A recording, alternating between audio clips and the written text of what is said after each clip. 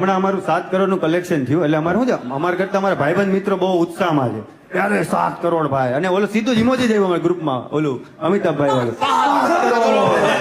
એટલે મેં કીધું ક્યાં વાત છે પછી બીજા દિવસે છે ને 2 કરોડનું કલેક્શન દોસ્તાર કેલા 2 કરોડનું જ થયું કે કીધું હે તને કહો 2 કરોડ પિક્ચર બને કાકી તો 2 વાર એટલે કહી દીધું લાલોનું બજેટ એક હતું. સ્પેશિયલ થેન્ક્સ ની અમારી સ્લાઇડ લગભગ